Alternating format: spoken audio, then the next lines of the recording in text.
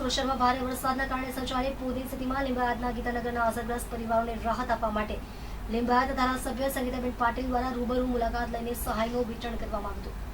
ધારાસભ્ય સંગીતાબેન પાટીલે અસરગ્રસ્તોને અનાજ કીટ, ઘરવખરીની સામગ્રી અને સરકાર દ્વારા જાહેર કરાયેલી 6,800 કેશ ડોલ્સનું સહાયનું વિતરણ કર્યું હતું। આ દરમિયાન તેમણે દરેક પરિવારની મુશ્કેલીઓ જાણી હતી અને રાજ્ય સરકાર સતત લોકોના પડખે હોવાનું કહીને સાંત્વના પાઠવી હતી। તેમણે જણાવ્યું કે મુખ્યમંત્રીના આદેશથી જિલ્લા વહીવટીતંત્ર 24 કલાક કાર્યરત રહીને શહેરીજનોને મદદરૂપ થવા પ્રયાસો કરી રહ્યું છે। પૂરના કારણે થયેલા આર્થિક નુકસાન સામે લોકો ઝડપથી સામાન્ય જીવન શરૂ કરી દે તે માટે તંત્ર દ્વારા સર્વે કરીને વિના વિલંબે સહાય। નમસ્કાર, હું ધારાસભ્ય સંગીતાબેન પાટીલ। મારા લિંબાયત વિધાનસભા વિસ્તારમાં 3 ખાડીઓ પસાર થતી છે અને જેના લીધે ખૂબ જ ગંભીર પરિસ્થિતિ મારા વિસ્તારમાં થઈ હતી। આ ગીતાનગર વિસ્તાર છે। આ ગીતાનગર વિસ્તારમાં પણ 1-1.5 માળા સુધીનું પાણી ભરાઈ ગયેલું હતું।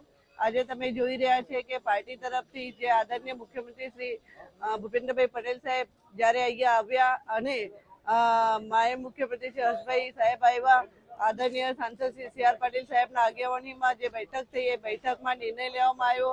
અમે લોકોએ બધાએ રજૂઆતો કરી ત્યારે નિર્ણય લેવામાં આવ્યો કે કેશ ડોલની રાહત આપણે આપીએ અને આજે અહીંયા કેશ ડોલ આપવા માટે આવ્યા છે અને સાથે સાથે અમારા તરફથી પણ આદરણીય પાટીલ સાહેબ અને અમારા તરફથી પણ અહીંયા ઘઉં અને ચાવલ અને કાંદા બટાકા એ પણ આપણે આપી રહ્યા છે અને સાથે સાથે કેશ ડોલની રાહત આપણે આપી રહ્યા છે।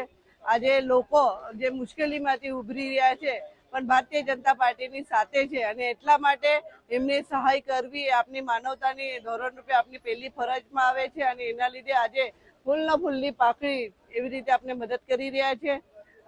આજે સરકારશ્રીને આદરણીય મુખ્યમંત્રી શ્રી ભૂપેન્દ્રભાઈ પટેલ સાહેબનો ખૂબ ખૂબ આભાર માનીએ, આદરણીય વડાપ્રધાનશ્રીનો આભાર માનીએ કે આ કેશ ડોલની રાહતથી આજે લોકોને જેટલી રાહત મળી છે, ખૂબ રાહત મળી છે, એના માટે પણ આપનો ખૂબ ખૂબ આભાર માનીએ છીએ। નમસ્કાર, જય જય ગરવી।